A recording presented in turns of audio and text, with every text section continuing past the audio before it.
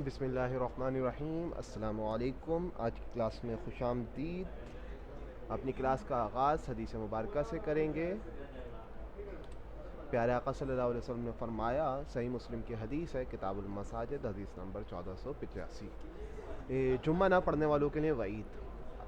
हज़रत अब्दुल्ला से रिवायत है कि नबी पाक सल्लल्लाहु अलैहि वसल्लम ने फरमाया, जो लोग जुम्मे में हाजिर नहीं होते उनके हक़ में मैं उनके हक़ में इरादा करता हूँ कि हुक्म करूँ एक शख्स को जो लोगों को नमाज़ पढ़ाए, फिर मैं जला दूँ उन लोगों के घर जो जुम्मे को नहीं आते। अच्छा बच्चों, प्यारे आका सल्लल्लाहु अलैहि वसल्लम रहमत आलम बन के आए, लेकिन वो उन लोगों के लिए भी एक वईद फरमा रहे हैं, गुस्से का इजहार फरमा रहे हैं जो लोग जुम्मे की नमाज़ अदा नहीं करते। तो इसका मतलब ये बहुत बड़ा कोई गुनाह कबीरा है जिससे आपको बचना लाजमी है। तो जुम्मे की पाबंदी हर मुसलमान पर फ़र्ज़ है। तो हमें जुम्मे की पाबंदी भी करनी चाहिए, उसका अहतमाम भी करना चाहिए और उसके लिए पहले से तैयारी भी करनी चाहिए। उम्मीद है तमाम बच्चे इस बात का ख्याल रखेंगे। अच्छा, अपनी क्लास का आगाज़ करते हैं। साइंस हेड की आपकी बुक है, class 6, subject science, lecture number 3, chapter number 11 और फोर्सेस एंड देयर इफेक्ट। अच्छा, सबसे पहले हम बात कर लेते हैं प्रीवियस नॉलेज की। जिस हवाले से हमने बात की, हो सकता है पिछली क्लास और आज की क्लास के हवाले से आपसे क्लास के दरमियान सवाल जवाब होंगे, तो तमाम बच्चे क्लास को बहुत गौर से सुने। The SI unit of force is the Newton. SI unit जो होता है फोर्स का, वो न्यूटन है। Force has both magnitude and direction. Force के पास दोनों चीज़ें होती हैं, मैग्नीट्यूड भी और डायरेक्शन भी। The magnitude of a force can be measure by using a force meter और स्प्रिंग बैलेंस। फोर्स को हम मेजर करते हैं फोर्स मीटर के ज़रिए और स्प्रिंग बैलेंस के ज़रिए। An arrow can be use to represent a force. हमारे पास जो एरो है वो रिप्रेजेंट करता है फोर्स को। If the force acting on a stationary object are equal in magnitude but opposite in direction, the resultant force zero. The forces are balanced and the object remain stationary. अभी हमने इसके बारे में last time मैंने शायद उससे नुमान बिन रेहान से भी सवाल किया था और बाकी बच्चों ने भी मुझे अल्हम्दुलिल्लाह इसका जवाब दिया था कि भाई अगर एक बराबर की फोर्स, इक्वल फोर्स, लेकिन अपोजिट डायरेक्शन में लग रही है, अपोजिट डायरेक्शन में, तो फिर ऑब्जेक्ट जो है क्या होगा, ये बात आप लोगों ने मुझे बतानी है। और अगर सेम डायरेक्शन पे लग रही है तो क्या होगा। ठीक है, इस बात को, ये सवाल है, इसके बारे में अभी मैं आपसे इस प्रीवियस नॉलेज के हवाले से जवाब चाहूँगा। अच्छा, बात at the end of the session, आखिर सेशन के आखिर में आप क्या क्या चीज़ें बताने के काबिल हो जाएंगे, इसको देख लेते हैं। What is gravitational force? Gravitational force क्या है? What is weight different from mass? Weight क्यों डिफरेंट है मास से? और हाउ ऑब्जेक्ट डज फॉल। आगे चलते हैं। इसके बाद क्या है? Gravitational force. ग्रेविटेशनल फोर्स और gravity is the force of attraction between two masses. Force of attraction वो है, ग्रेविटेशनल फोर्स वो होती है जो किसी भी दो मासेस को अपनी तरफ खींचती है। जैसे अर्थ एक मास है और अर्थ पे कोई चीज़ गिर रही है तो वो इसमें दूसरा मास हो गई। जैसे like magnetic force, it can act from a distance. और मैग्नेटिक फोर्स क्या करती है? अट्रैक्ट करती है डिस्टेंस से। Why does water in a river flow downward? Water जो है रिवर के अंदर वो डाउनवर्ड क्यों फ्लो करता है? Why do object fall toward the earth? Object क्यों टूवर्ड द अर्थ फॉल करते हैं? Why do planet orbit the suns? क्या आपके पास एग्जाम्पल है? अच्छा, सबसे पहले आपने ये देखना है, हम अक्सर बात करते हैं कि भाई हमारे अर्थ पे जो ग्रेविटी है वो 9.8 है, लेकिन फिर सवाल दिमाग में ये आता है कि भाई अच्छा, हमारी अर्थ पे तो 9.8 है, तो फिर बाकी प्लैनेट्स पे कितनी है? तो आज इस हवाले से बात कर लेते हैं। मरकरी पे 3.59 ग्रेविटी है, वेनस पे 8.87 है, अर्थ पे 9.8 है, मून पे 1.62 है। इसलिए हम कहते हैं कि भाई आपका मास बिल्कुल, वेट बिल्कुल ज़ीरो के करीब हो जाता है कि जब भी चीज़ें उड़ेंगी, क्योंकि वहाँ पे ग्रेविटी 1.62 है। मार्स पे 3.77। सबसे ज़्यादा ग्रेविटी जुपिटर पे मौजूद है, 25.95। उसके बाद सैटर्न पे 11.8, यूरेनस पे 10.67 और नेपच्यून पे 14.07। आगे चलते हैं। अब एक छोटी सी वीडियो है आपके लिए, इसको ज़रा गौर से देखें कि अगर ग्रेविटी ना हो अर्थ पे तो क्या होगा।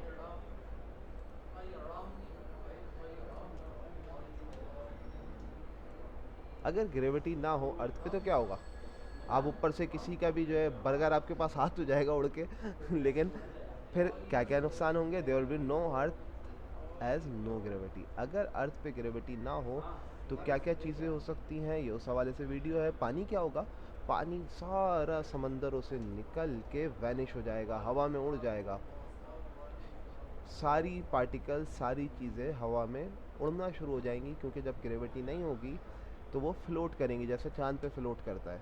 फिर उसके साथ साथ हमारे पास जो अर्थ है रोटेट करेगी। अब जब सारी चीज़ें ख़त्म हो गई तो फिर अर्थ भी हमारी बाकी नहीं रह पाएगी, हम अपनी ज़िंदगी के काम वगैरह नहीं कर पाएंगे। जैसा अगर आपने ये देखा तो फिर फुटबॉल मैच भी क्या हो जाएगा, आराम से हो सकेगा लेकिन बहुत सारी प्रॉब्लम्स हो जाएंगी, आपको फिर उड़ रहे होंगे और एक वक्त आएगा कि अर्थ क्या होगी, बिल्कुल ब्रेक डाउन हो जाएगी, क्योंकि आपकी जो ग्रेविटी है वो अर्थ को संभाले हुए है।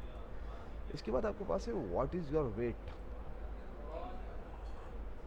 Will your weight be the same on moon, आपका वेट मून पे सेम होगा क्या। अभी हमने एक देखा कि ग्रेविटी की वैल्यू क्या है, कम है, और ग्रेविटी की वैल्यू जो है वो मास के साथ मिल के वेट बनाती है। The weight of an object is the gravitational force acting on it, आपके ऊपर जो ग्रेविटेशनल फोर्स एक्ट कर रही है आपके मास से मिल के जो चीज़ बनती है वो वेट है। An object on earth has wait because of the gravitational force between the object and the earth. जो ग्रेविटेशनल फोर्स है वो क्या है, आपका वेट है, जो अर्थ पे होने की वजह से आपका वेट मास के साथ मिलकर बन रहा है। मास क्या है, मास के बारे में पहले भी बात हो चुकी है। मास मैटर है, अमाउंट ऑफ मैटर है जो ऑब्जेक्ट में मौजूद होता है, और इसके साथ साथ उसका ऐसा यूनिट जो है किलोग्राम होता है। The mass of an object remain the same everywhere, और मास जो है हम हर जगह पर सेम होता है as long as the amount of matter it the remain same. कब तक सेम होता है भाई, जब उसका अमाउंट ऑफ मैटर सेम हो। ये ना वो कि आप 5 किलो चीनी लाएं और उसमें से 2 किलो अलग कर दें, आप बोलें भाई मास तो सेम रहता है, ये 5 किलो क्यों नहीं हुई, क्यों क्या आपने उसकी क्वांटिटी कम कर दी, अमाउंट कम कर दिया, तो उसका मास भी फिर कम हो जाएगा। आगे चलते हैं। Gravitational force depend on masses of the object and the distance between them. हमने ये बात की थी कि ग्रेविटेशनल फोर्स क्या करती है, मासेस पे डिपेंड करती है। The earth gravitational force pulls an object in the air toward the center of earth causing the object to fall to the ground। अब ऑब्जेक्ट क्यों ज़मीन पे गिरते हैं, क्योंकि क्या करती है आपकी अर्थ जो है अपने सेंटर से हर ऑब्जेक्ट को अपनी तरफ खींचती है, तो इस वजह से ऑब्जेक्ट क्या कर जाते हैं, ज़मीन की तरफ जाते हैं। उम्मीद है ये बात समझ में आई होगी। The effect of the gravitational force between the earth and other objects can be observed easily because earth has a larger mass. अच्छा, होता क्या है कि अर्थ मूव भी करती है तो हमें क्यों नहीं पता चलती, क्योंकि इसका एक बहुत बड़ा मास होता है, इसलिए हमें इतना ज़्यादा फील नहीं होता। This is incorrect from a specific point of view, weight is not same as the mass. My weight is 50 kilogram और इज इट इज मास। अच्छा, इस बारे में हम पहले कैलकुलेशन कर चुके हैं कि मास वेट निकालने के लिए हम क्या करते हैं, मास को 10 से मल्टीप्लाई करवा देते हैं। Scientifically speaking your mass is 50 kg and your weight is 500 Newton. ये बात क्लियर हुई आप लोगों को कि आपका जो मास है, वेट का फार्मूला होता है W is equal to mg। m mass है और g ग्रेविटी है। Weight is a force, it's SI unit is newton. Weight क्या है, एक फोर्स है और उसका SI यूनिट क्या है, Newton. A mass of 1 kg has a weight of 10 Newton. ये बात आपको क्लियर हो गई होगी। SI यूनिट वेट का क्या है, न्यूटन है, और उसको निकालने का तरीका क्या है, मास को हम 10 से मल्टीप्लाई करवा देंगे। इसके बाद आगे चलते हैं। अच्छा, the term weight and mass are often use interchangeably in daily life. This is incorrect from a scientific point of view as weight is not same as mass. की बात पहले हो चुकी है। अब आपके पास मास और वेट का कुछ डिफरेंस है, अगर आप उसको देख लें तो मास वो क्वांटिटी है जो कंटेन होती है किसी भी ऑब्जेक्ट में पाई जाती है, और वेट वो फोर्स है जो अर्थ अट्रैक्ट करती है किसी भी ऑब्जेक्ट को। मास जो है सेम रहता है हर जगह पे, object place to place vary करता है, डिफरेंट होता है।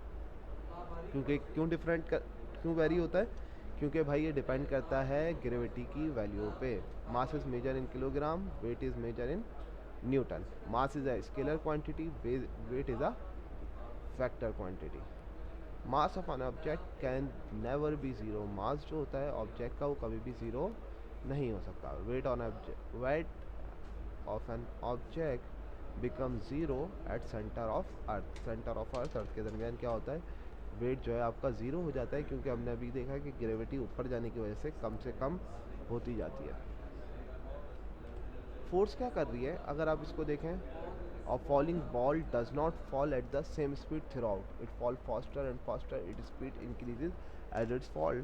जब आप कोई भी बॉल नीचे फेंकते हो तो उसकी स्पीड बढ़ती जाती है, क्योंकि ग्रेविटी की वैल्यू डिफर होती जाती है, और फिर उस पर आपके पास एयर रेजिस्टेंस भी एक्ट कर रही होती है, तो उसकी स्पीड को बढ़ा देती है। A force can make a stationary object move and moving object move faster. ये बात हो चुकी है कि फोर्स क्या करती है, किसी भी ऑब्जेक्ट को, स्टेशनरी ऑब्जेक्ट को मूव करवाती है, और मूविंग ऑब्जेक्ट को क्या करती है, तेज़ मूव करने पे मजबूर कर देती है। This applies to an object falling freely under gravitational force without air resistance और other forces acting on the object. अब आपको ये एक चीज़ नज़र आ रही होगी, ठीक है। अब आप इसको गौर से देखें तो क्या हो रहा है, वक्त के साथ साथ उसकी बॉल की स्पीड बढ़ती जा रही है। की पॉइंट्स हैं, ग्रेविटेशनल फोर्स और gravity is the force of attraction between two masses. ये बात हो चुकी है कि ग्रेविटेशनल फोर्स या फोर्स ऑफ ग्रेविटी क्या है, दो मासेस के दरमियान अट्रैक्शन है। Gravitational force is large between large mass that are close together, it is small between small mass. अच्छा, ये जो ग्रेविटेशनल फोर्स है ये लार्ज मास पे ज़्यादा होती है और स्मॉल मास पे कम होती है। The earth gravitational force pull on an object it in the air toward the center of earth causing the object to fall to the ground। आपकी जो अर्थ है वो अपने toward the center किसी भी तमाम ऑब्जेक्ट को toward the center अपनी तरफ अट्रैक्ट करती है। इस वजह से क्या होता है, ऑब्जेक्ट क्या होता है, ग्राउंड पे आके गिरता है। The weight of an object is the gravitational force acting on it, it is different from mass which is the amount of matter in an object। अच्छा, ये क्या है, the amount of matter in an object क्या होता है, मास होता है। When an object fall freely under gravitational force, its speed increases as its fall। अगर हम ग्रेविटेशनल फोर्स के अंडर या मतलब ग्रेविटेशनल फोर्स में कोई चीज़ फेंकेंगे और आसपास ग्रेविटेशनल फोर्स होगी तो उसकी स्पीड बढ़ती जाएगी जैसे वो नीचे आता जाएगा। क्लास को एंड करते हैं, इंशाल्लाह नेक्स्ट क्लास में मिलेंगे। और अब इंशाल्लाह, अच्छा, आप तमाम हजरात वीडियो पहले से देख लिया करें और जो भी सवाल हो कर लिया करें। जब तक के लिए अल्लाह हाफ़िज़।